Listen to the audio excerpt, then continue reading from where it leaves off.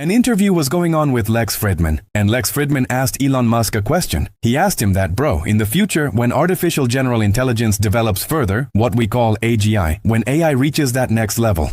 So the question was that, when AGI finally arrives, what would be Elon Musk's very first question to it? Elon Musk said that his first question would be, what's outside this simulation? What's outside the simulation? Meaning, this world is not real. It is a simulation. In simple language, our world is like a game. A video game that someone has created.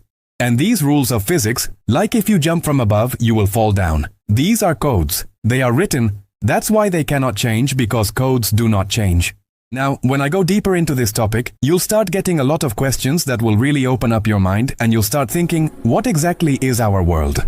And I'll try my best to keep this video as simple as possible, because if I start going too deep into hardcore science, most people won't understand it.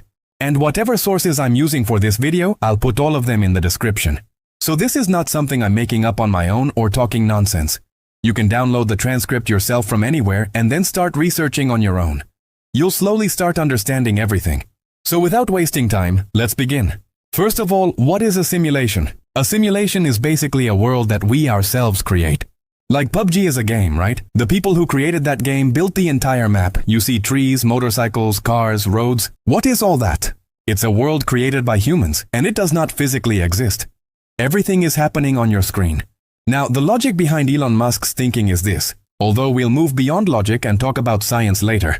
The logic is that around 30-40 years ago, in the 1970s, what kind of games were we playing? There was a block game. A block would go up, hit something, and then come down. And we had a small tray-like platform where we had to land that block. If we failed, we lost the game. It was a very simple game. And today, what kind of games are we playing? BGMI, PUBG, you can even play them on your phone. And then there are virtual reality games, where a human puts on proper systems, gadgets, and with 360-degree audio, they completely enter the game. They start feeling like they're actually living inside the game. We have already reached this level in just 30 years. So Elon Musk believes that 1,000 or 2,000 years from now, however much time it takes, we'll be able to create a complete world where we can make real human-like things. We'll create robots that behave exactly like humans, and their entire world will feel completely real to them. And if this becomes possible in the future, if human civilization creates even one such simulation, then obviously after some more time, it won't stop at just one. It will create thousands, forget thousands, millions of simulations. Why? Understand this. Simulations are not only for playing video games. If you learn how to simulate reality, you can also do things like this. You create a world that is running in the year 1900, but world wars never happened. World wars are removed from that particular world. And the simulation observes where the world would have reached if world wars never happened. You can create thousands or millions of such simulations. You can also simulate the future, what the world might look like 10 years from now. Now, if you put enough AI intelligence into it, like how the world works, how events happen, Elon Musk says that when we create millions or billions of simulations, just imagine this. One is our world, which we consider reality. And then there are billions of simulations where their world feels real to them. So what are the chances that our world is actually not a simulation? It's like a 1 in a billion chance that our world is real. That means there's only a 0.01% chance that we are living in real reality. Otherwise, we are most likely inside a simulation. Anyway, so far, this was more of a logical argument. Now let's talk about this scientifically, about the research that has actually been done. Elon Musk's idea did not originate from Elon Musk alone. There was actually a person who had his own theory and published a research paper. His name was Nick Bostrom. This theory was presented in 2003, not recently, but back in 2003, when AI wasn't even that advanced. So he said that, looking at the level at which we are developing technology, it is obvious that in the future we will create simulations. Now he gave 3 points. His actual purpose was to answer questions like, if God exists, then who is God, and did God create this world or not? He tried to connect all these ideas with science. His belief was that if you want to understand God, then understand it through science.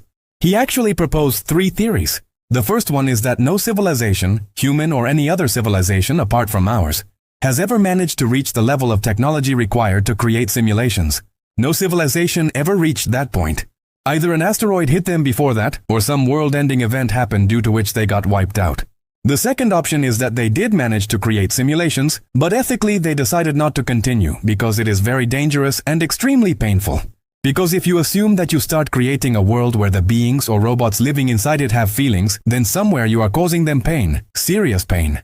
The third option is that there was a civilization in the past that literally learned how to create simulations, and they created billions of simulations, one of which we are a part of today. And the chances of the third option being true are very high, because if someone learns how to create simulations, the chances that they won't do it are very low. And if the third option is correct, then there is only a 0.001% chance that our world is real, that it is not a simulation created by some ancient human civilization. And Elon Musk has always had this concept where he questions human development and curiosity, thinks deeply about it, and then creates businesses based on those ideas, which then end up booming. And it's not like he just creates businesses to make money using cutting-edge technology. He uses that technology so that it can actually evolve and grow. Now, people usually believe that AI will develop and robots will be created, but they will never have human-like feelings. But Elon Musk does not believe that. Elon Musk believes that, as of today, humans, or our technology, have not advanced enough to compute how human emotions actually work. The day we manage to compute that, we will easily be able to transfer emotions into robots or AI. And here, Neuralink, Elon Musk's own company, is actually working somewhere around this exact thought process. For example, a human was able to move a mouse using only thoughts without touching it. Back in 2019, Neuralink's valuation was around $500 million, $600 million, or $700 million. Today, its valuation has reached around $5 to $7 billion. Anyway, speaking of valuations, not everyone can create their own company. But the knowledge you get from my videos or from anywhere else makes you smarter. And you can use that knowledge to invest in companies. For example, whenever Neuralink launched something new, AI and biotech stocks usually showed strong growth. Anyway, back to the topic. Elon Musk believes that AI or AGI can also have the introduction of feelings. It's just that the moment human computation and human technology develop enough to understand how hormonal flow works and how it can be controlled, we will start doing that as well. Now let's come to what science actually says about this, and this part is going to be very shocking for you. Elon Musk connects this entire simulation idea with quantum mechanics. Now, hearing quantum mechanics might sound very complicated, but I won't let that happen. I'll explain it in simple language. Just listen carefully. You must have heard of Newton, the same Newton with the apple and gravity. Sir Isaac Newton. He believed that everything we see around us, everything that exists as matter, is matter. What is matter? For example, my body is matter. This chair is matter. This camera is matter. Anything you can see that has size, mass, and volume. Mass means something that has weight. Volume means the space it occupies in this world. All of that is matter. So Newton said that matter is made up of particles, tiny, tiny particles. Meaning, if you keep dividing something into smaller and smaller parts, you'll eventually reach particles that may not even be visible to our eyes. And Newton also said that light and sound, everything like this, is made of particles as well. Meaning, what is light? The light that comes from space arrives in very tiny, tiny particles. Those particles land in our eyes, we observe them, and that's how we see light. This is what Isaac Newton believed. But then another scientist came, Thomas Young. What he explained later, and the research he did, completely changed the way the world understands reality. He didn't do something very huge on the surface, but what he did was called the double-slit experiment. And for those who are not science students or never studied science, there is absolutely no need to take tension. We won't take anything in a heavy scientific way. We'll explain everything very practically. But for science students, I have one message. The double-slit experiment is not as boring as it was taught to you. It is actually very interesting. The only problem is that our teachers taught it in such a boring way, like it was the most dull thing in the world. So what did Young do? He actually took two slits. Two slits means, imagine a solid stick or a solid plate. Now make two small holes in it. If you place a solid plate and shine light on it, no light will go forward because the plate blocks everything. But if you make two holes, light will pass through. So Young shined a light beam through those two gaps in a proper scientific way. Now, if light were particles, simple particles with mass and volume, then what should have happened? After passing through the two small holes, the particles should have gone straight and hit the screen in front, right? Just like in the image you might be seeing, blue light going forward. Here, instead of a stick, there is a proper flat plane, like a cardboard, with two small openings. Meaning, there is a flat sheet with two holes. When light is passed through it, the light must come out from those 2 points. If light were particles, they should have gone straight and hit the screen, forming two simple lines. Very simple. But that did not happen. The pattern that formed on the screen looked completely different. Something like what you are seeing now. This should not have happened if light were particles. So how did this pattern form? That's when Young proved that light is a wave. Now what does a wave mean? Think about water. If you throw a stone into water, how do waves travel? They move outward in all directions. But the water itself does not change its position. It only transfers energy. The water droplets stay in their place, but the energy from the stone keeps moving forward. That's why you see waves. The same way sound waves travel. Sound is not made of particles, it is the transfer of energy. So Young said that light is also a wave, just like sound.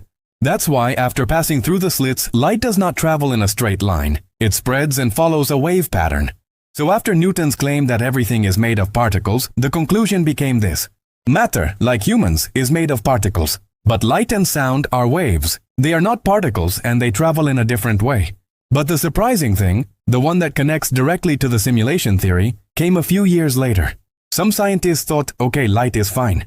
But what if we test electrons? Electrons exist inside atoms and our bodies are made of atoms. Tiny, tiny atoms. So scientists decided to test how electrons behave. They used an electron gun that shoots electrons, placed a screen in front, and used the same setup, 2 slits in a flat sheet. And here's the shocking part. The electrons also formed the same pattern as light. They did not form just 2 simple lines or stripes. This means that the matter you see, the particles, do not actually behave like particles when they are extremely small. When matter exists at the atomic level, it behaves in a completely different way, just like waves. Just like light behaves. And what was even stranger than this was that the scientists then placed a detector in this entire process. A detector basically means a sensor. Like your car has sensors, heat sensors, motion sensors, so they placed a sensor there. And after placing that sensor, something extremely surprising happened, almost like magic. The job of that sensor was only to check the electrons, like asking them, which path are you taking? Where are you going? The sensor doesn't do anything to the electrons. It is just observing them. But because of the presence of that detector, the electrons started changing their behavior. Changing behavior means they started behaving like particles. And what does a particle do? If there is a hole, it passes through it and goes straight and sticks to the screen. That's exactly how they started behaving. They began forming only 2 stripes on the screen in front. All of this happened just because of the detector, even though the detector had no direct interaction with them. It was only asking, which path are you taking? So what is the conclusion? The conclusion is that when particles become extremely small, their behavior depends heavily on whether someone is observing them or not, whether they are being detected or not. If no one is detecting them, they behave like waves, meaning they have no fixed identity. They move randomly everywhere. But if someone observes them, they start choosing a specific path. Now think about this. This entire universe is made of particles. And the reality of this universe would not exist if no one were detecting it. Everything would become random. My body might not even exist if the universe were not being detected. So the question is, who is detecting it? Now scientists have 2 particular points of view here. The first one is that the ones detecting the universe are actually us. Meaning, we observe and say, yes, that is the moon. And because we can detect it, the moon exists. If we do not detect it, then it does not exist. Reality exists only when we choose to observe it. Otherwise, reality itself does not exist. And the strangest part, listen to this very carefully. Anyone who has played video games knows this. In video games like PUBG or GTA Vice City, what happens is this. If you are standing at a particular position and looking at a tree in PUBG, and there is a wall behind you, then while you are looking at the tree, that wall behind you does not exist. When you move toward the wall, the game's data, through internet providers or servers, creates that wall at that moment. The moment you start moving toward it, the wall gets created. It happens so fast that you don't even realize it. Sometimes when the internet is slow, you notice it, like, bro, it's not loading, or it's lagging. But once it loads, you don't even realize when it appeared. But if you are looking at the tree, the wall behind you does not exist. Meaning, it gets rendered only at the right time. Why does this happen? This happens because if all the data, your phone data, your internet, kept everything ready all the time, the data size would become insanely huge. That's why things are rendered only when they are needed. And these electrons, after the detector was introduced, started following a specific path and began behaving like particles. Before that, they were behaving like waves. So what does this mean? It means things are rendered, meaning our entire world gets rendered only when we want to observe its reality. Even electrons behave like a video game system. And this is exactly where Elon Musk connects quantum mechanics to the simulation idea, that our entire world behaves like a running video game, and all the rules of physics are written like code. Now you might think, bro, I am a human. I can feel, I can think, I can lift objects. But that is also code. Your brain itself is a code that has been written. You just cannot see it. Just like a character inside a game cannot see the player controlling it. And everything I've told you till now is not just scientific theory. It is proven. This is real. Electrons actually behave like this. Why they behave like this, no one knows. Now you might say this too, that this whole detector thing, that without a detector nothing would exist. Our bodies would not exist either. The particles of our bodies would start moving around like waves, randomly in space. So is that detector God? Is he God? And here comes something even more surprising. You must have heard about something related to science called Planck's constant. When I explain that, your mind will open up again. But this video has already become very long and I don't want to make it even longer. What I want from you is this. Tell me in the comments whether you believe our world is a simulation or not. At least leave one comment. Even if you believe it is or it isn't, just say that. Or let's discuss this together in the comments. I'll personally continue this discussion as well. And if the discussion goes well, if everything feels right, then I'll explain the next part of the story, which is even more curiosity-driven and mind-opening.